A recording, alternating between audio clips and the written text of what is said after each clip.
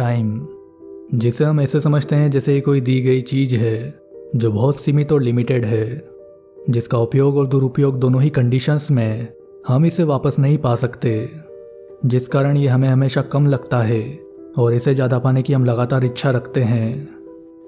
ये टाइम बिना रुके निरंतर भूत से वर्तमान और भविष्य की दिशा में चलता रहता है, जिसे पीछे देखने पर उदासी और अफसोस को बढ़ावा देता है और आगे देखने पर वो उम्मीद, डर और अनिश्चितता को बढ़ावा देता है।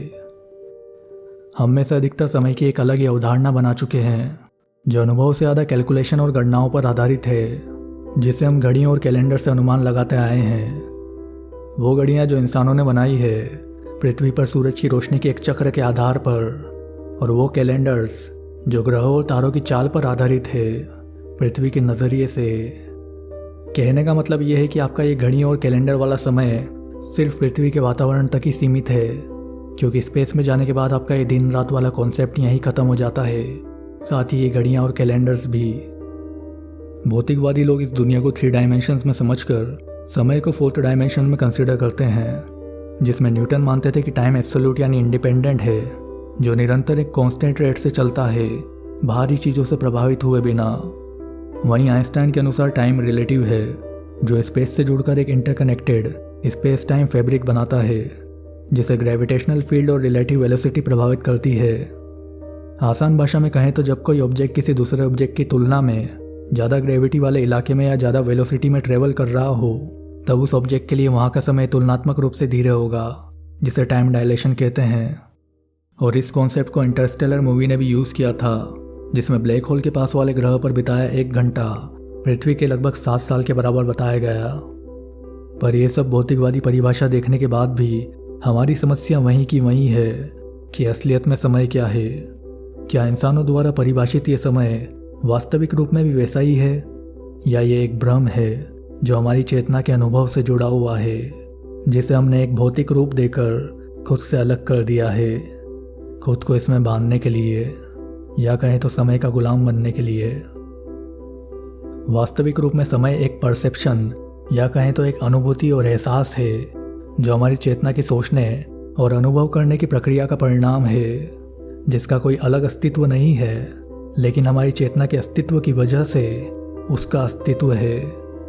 वो चेतना जो कल्पनाओं को सोच रही है, ध्यान देकर एक दिशा में विकसित कर रही है, जिसकी प्रोसेस को जोड़ने वाली रिदम, लय और फ्रीक्वेंसी टाइम है। कहने का मतलब ये है कि समय कोई बाहरी फोर्स या ब्रह्मांड की कोई अलग शक्ति नहीं है जो सब चीज़ों को कंट्रोल में रखती है, बल्कि हमारी कॉन्शियसनेस और चेतना के भाव का ही साइड इफेक्ट है, जो कल्पनाओं, घटनाओं की प्रगति और विकसितता को दिशा दे रही है।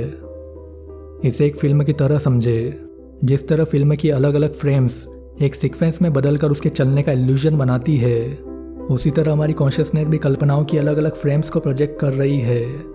लेकिन वो कल्पनाओं की फ्रेम टाइम नहीं है, टाइम उनके शिफ्ट होने और बदलने की प्रोसेस में पैदा हुआ भ्रम है।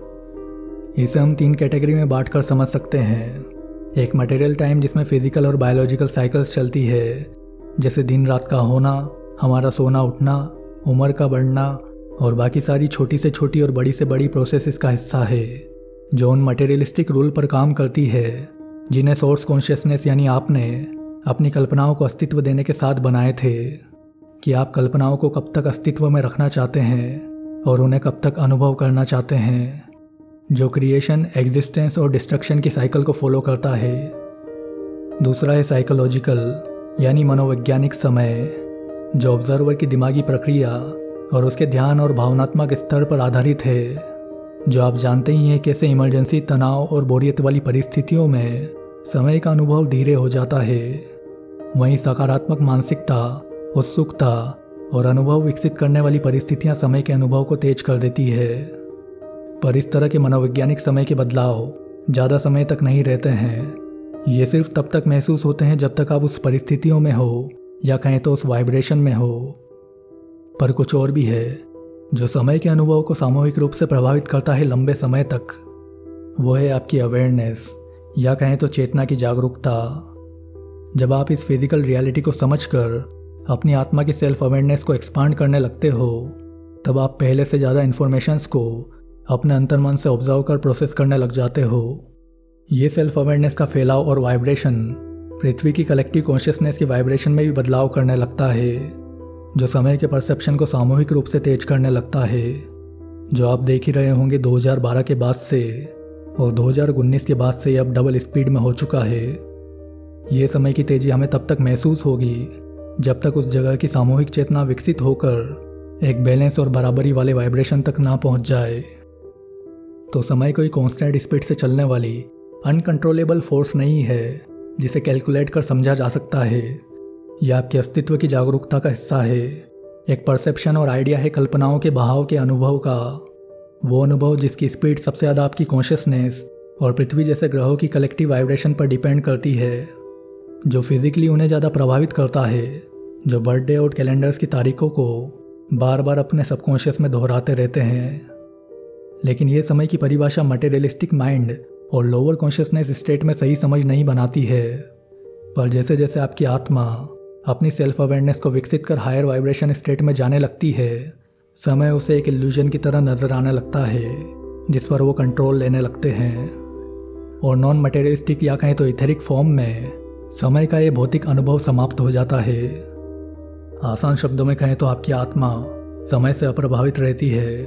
आप सिर्फ भौतिक जीवन में ही समय का अनुभव करते हैं, जो कि एक जैसा नहीं है।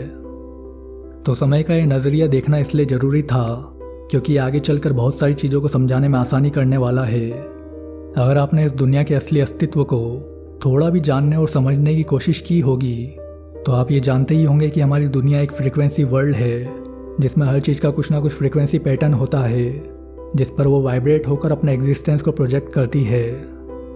उसी तरह टाइम का भी अपना एक फ्रीक्वेंसी फुटप्रिंट है जो उस जगह की फ्रीक्वेंसीज को फ्रेम और इवेंट के साथ बदलता रहता है, जिसके आधार पर ही टाइम ट्रेवल किया जाता है, जिसे जानेंगे दूसरी वीडियोस में।